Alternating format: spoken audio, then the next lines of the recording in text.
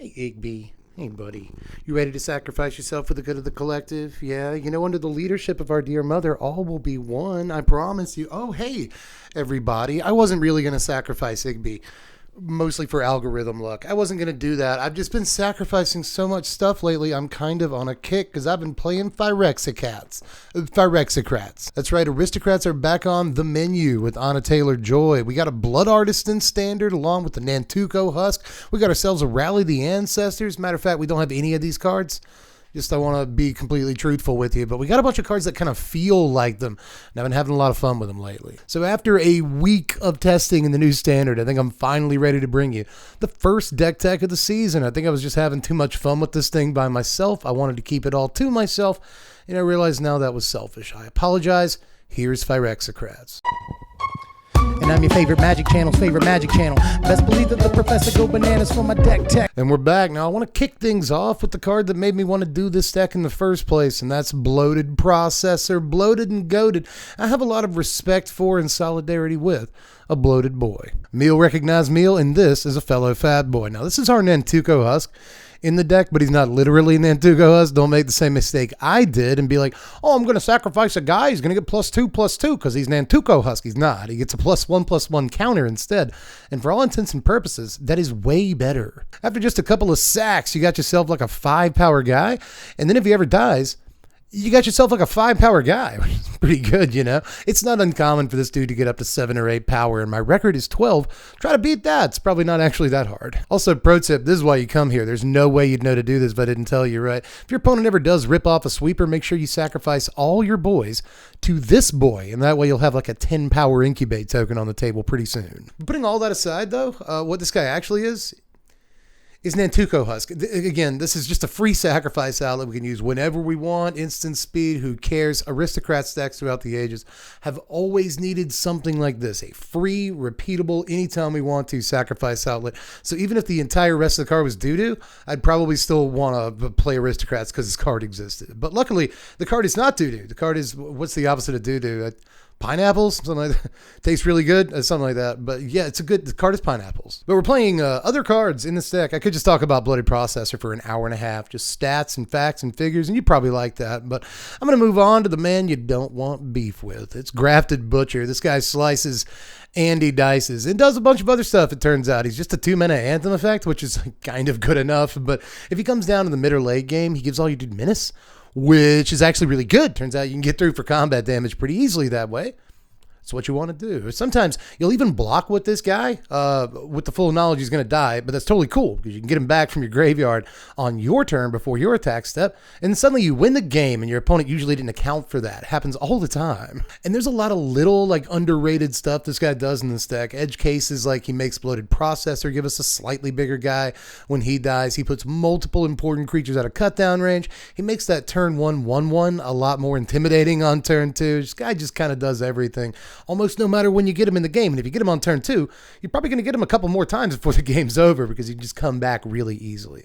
Super sweet addition to the deck, and a lot of people are building Phyrexian decks that look very different from one another because of this guy. But of course, dear wizards, as you know, I have a confession to make. This has all been a farce. What this deck really is an excuse to play a card that I will always take any excuse to play, and that's my fiance, Ella Silcor. Although she does have a new boyfriend. We have an open thing. It's fine. I'm married, so whatever, right? I'm not going to fault her for dating Vran the man. He is the man, too. Good choice, Ella. She got good taste in men. Me?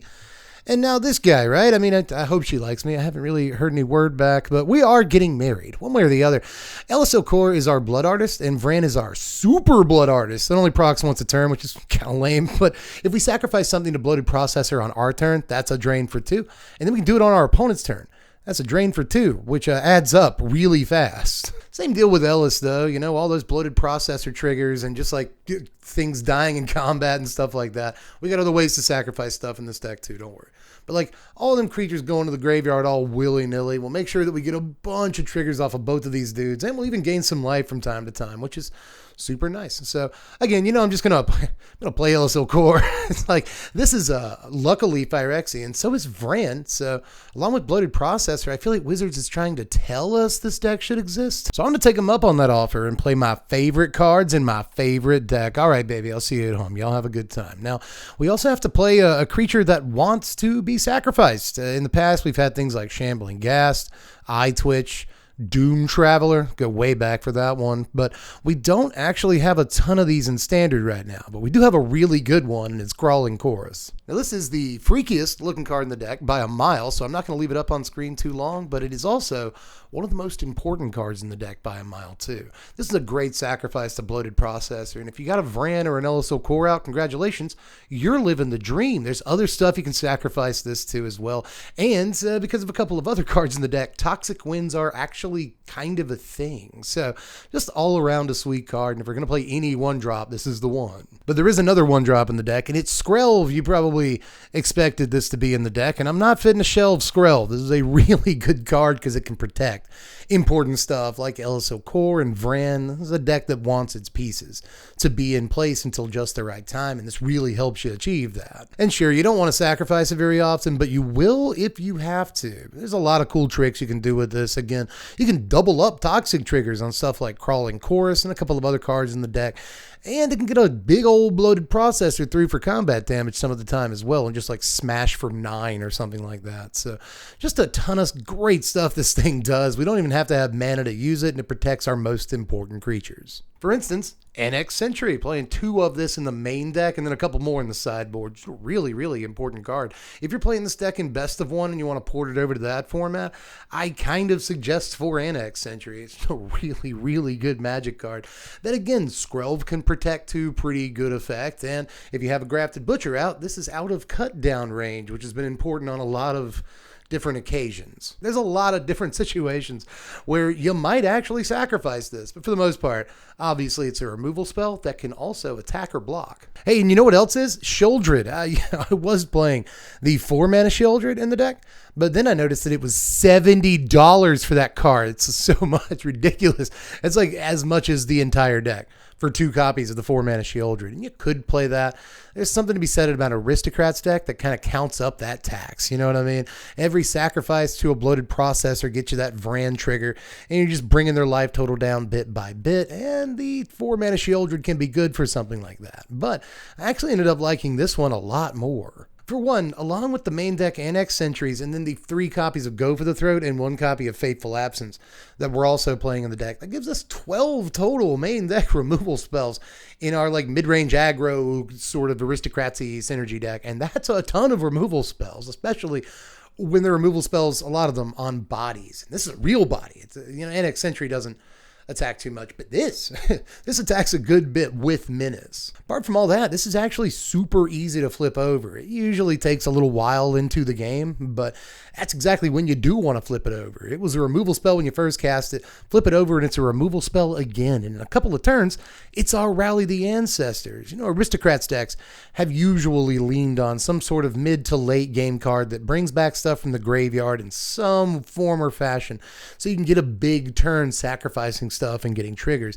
And the last mode on this does that. Not only are you going to get all the stuff from your opponent's graveyard, but you could obviously just sacrifice all of your non-token dudes to a Bloated Processor and get them right back immediately, and that means you'll get even more triggers off of LSO Core, Vran, whatever. But to finish off them creatures, we are playing 2 copies of Mom. I'm sorry, Ellis Norn is in the deck, and I know some of you are probably right now saying, this card doesn't go in the deck, but counterpoint. Yes, it does. This card probably won more games than like any other card in the deck, and it goes back to that Aristocrats tax I was talking about a second ago, like literally 1 or 2 minutes ago in the video. This card triggers whenever basically anything happens, like if your opponent gets through on you for combat damage, the card triggers. If you block their guys, the card triggers. If they block your guys in combat, the card triggers. So like it's triggering over a turn cycle like 6 times.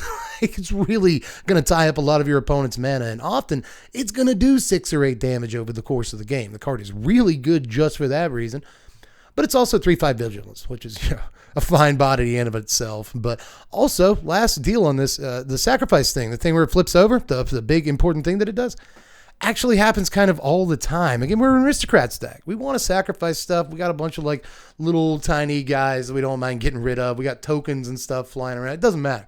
So we can flip this thing over super easily. And there's a lot of times, like in footage here, where opponent just really doesn't want the smoke of that combat step when the second chapter rolls around. But even if they can somehow survive the combat step, they're going to have a hard time surviving that third chapter if they don't have a bunch of Phyrexians. Deal is, though, we do. And we get our Elish Norn back to boot. So that can just be a really good time. And most people, once the card flips over in the first place, that's when they scoop. But some people think they can survive that first chapter, and then they realize the second chapter is going to kill them. It happens kind of a lot. So this is a sacrifice outlet that also taxes our opponent. Just a dream for aristocrats decks. And again, I would argue this definitely goes in. Let's look at the spells real quick. I've already told you about some of the removal spells, but I haven't told you about Invasion of New Capenna yet, which is the best new removal spell in the deck. Sometimes we'll just sacrifice an incubate token or something to this.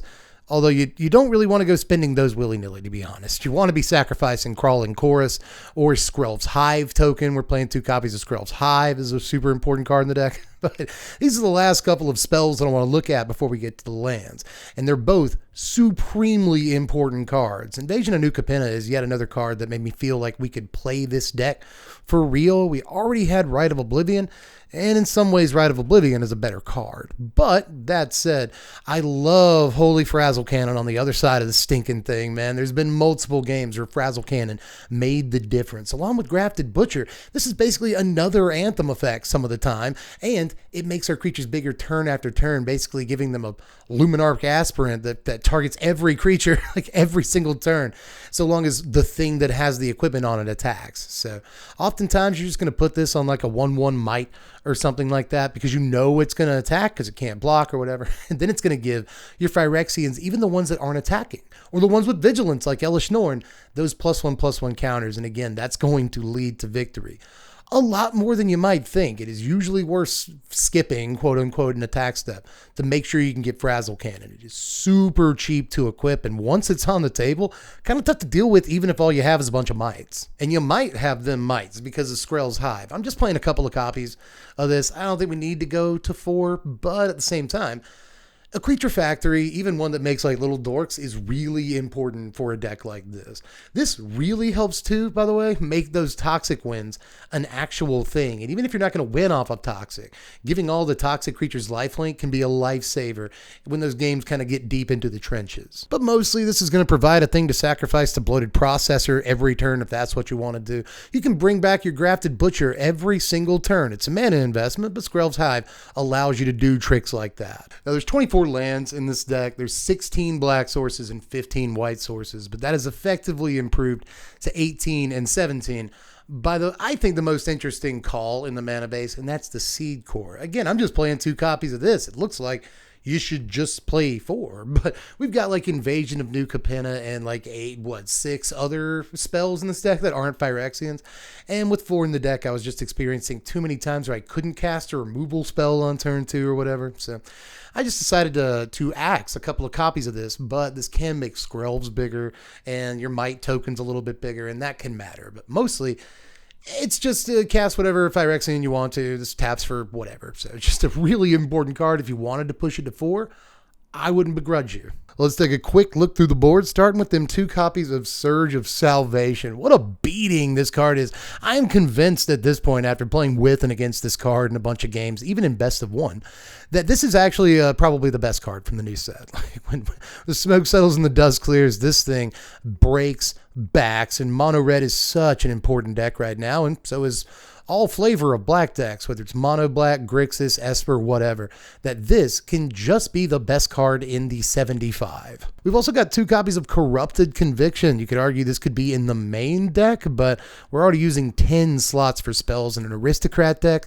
needs a lot of creatures in it. There's 26 plus the Skrelv's Hive, so I felt like that's effectively 28. That's where I want to be in the main deck. couldn't really find room for this, but in control matchups or matchups where we know our opponent has a lot of removal available to them, this can be a great card. Just leave a mana open and you'll get 2 cards out of their removal spell effectively. I'm playing a Progenitor Exarch in there, just the one, but it's for games that we're pretty sure are going to go pretty long because off the top of our library, this can win us the game. I know it sounds weird, but play with the card. I promise you it's better than you think. But there's also Phyrexian Missionary, probably the weakest card in the board, but I wanted something that can play out of our graveyard okay, and it's still a Phyrexian. I wanted it to be a creature and not just some random spell in the deck, because again, can't have too many spells going on in here at one time. So Phyrexian Missionary just barely made the cut for, again, matchups where we know our dudes are going to get removed. There's also 2 Gix. This is, again, against the control matchups or most matchups where we know we're going to have our dudes removed. We want to be able to draw some cards and keep card parity in those matchups, and Gix is really good at that. Aside from that, there's Archangel Elspeth, which also does an impression of a Rally of the Ancestors or some card like it, right, on its ultimate. And the ultimate is not that hard to get to, but this is great. Honestly, against aggro. I thought it was going to be like a mid-range tool or something like that, but it does go over aggro a good bit of the time, helps with that, gives us a lifelink dude, gives us creatures to sacrifice, and sometimes can give a bloated processor flying and make it really big, and we just win the game that way. So this does an awful lot for us, but again, this is mostly going to come in very specific matchups, aggro. But man, we have come so far together, everybody. All we got to really do at this point is the power rankings and the example game. We got a pretty good one for you, but before we get to that, I think that we should hang out for a second, sit down, rest our feets, and have a coffee break. This week on the coffee break, we'll be talking about cards I did not play. There are quite a few cards I did not play that I wanted to in this deck, but there are a few that I want to highlight specifically. For one, I did not play some cards that I wanted to play, but considered to be very bad, like Dreg Recycler, Aaron, Benalia's Ruin, and Benalish Sleeper. In the end, I used my better judgment, because I wanted to play each and every one of these cards, but decided that they were very likely dreadfully bad. However, in terms of cards that may actually be good in reality, I want to shine a spotlight on Ayara, Widow of the Realm, and Kayla's Reconstruction.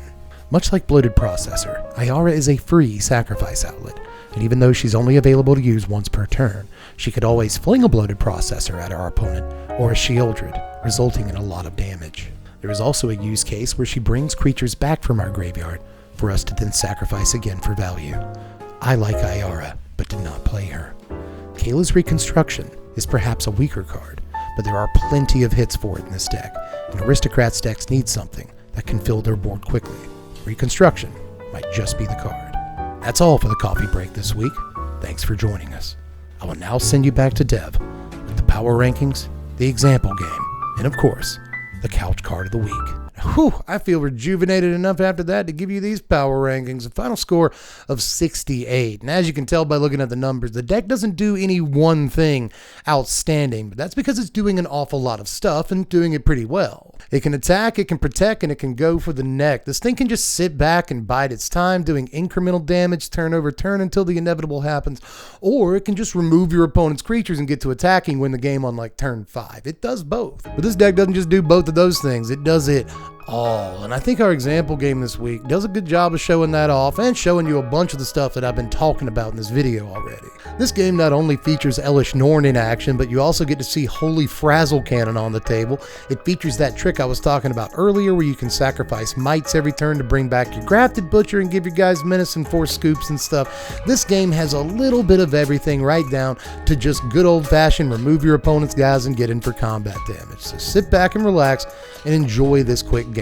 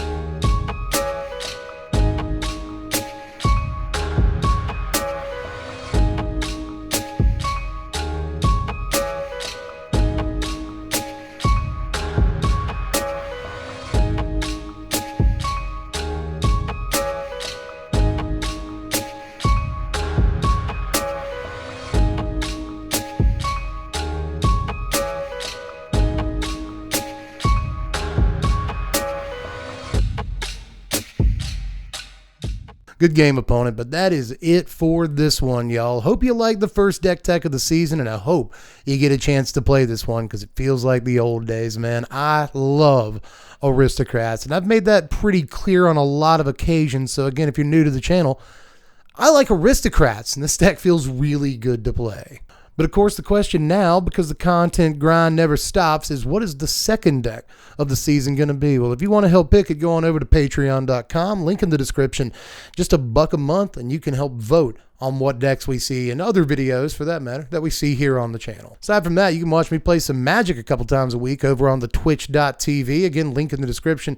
Following on Twitch is completely free, so I'd really appreciate it if you did that. Don't be scared of the platform. We have a lot of fun over there. We have a lot of fun over there. But hey, everybody, you made it to the end of the video through all that cringy self-promotion and stuff, and I am so proud of you that I'm going to give you what you actually came here for, besides the cats. I know you came here for the cats, but I feel like I gave you a fair amount of cats, front-loaded the video with them. I hope it was enough, but let's do the hottest new part of SPMTG videos. Apparently, this is all I had to do the whole time to get people interested in the channel. Let's do the couch card of the video. I hope we get a good one this time. Hope first deck tech of the season, we got to get a good one. Well, it's this card right here. Hey, that's not bad. It's a Monastery Swiftspear. We all know this lady right here. She's Monastery Swiftspear. She's just a single red mana for a 1/2 haste, and she's got prowess, and she's good. It's a very good Magic card. That's a pretty good pick. Sleeve that up at some point. Great. Oh, you are in the cube. I just have like 7 copies of you. So that's probably why you're on the couch. But anyway, that's actually all we got for this one, everybody. Again, hope you enjoyed this one, and I hope even more that you get a chance to play it because it's a freaking blast. But that's all I got for this one. Just let me know how you felt about it in the comments section, how you build this deck, how you built your Phyrexian deck in general, and how you've been doing with it in the arena. But I guess that's pretty much all I got for this one. Just sign off down there in the comments section and hit the like button on your way out. If you hadn't subscribed yet, maybe do that too. We do a lot of content. If you like this deck tech, you're probably going to like the next thing we put out. Maybe. I don't know. Probably. So subscribe if you haven't done it yet and hit the bell for the notifications. And I will catch you cats later. I am Deb from The Place. Thanks for watching, Wizards. Spread love and be kind.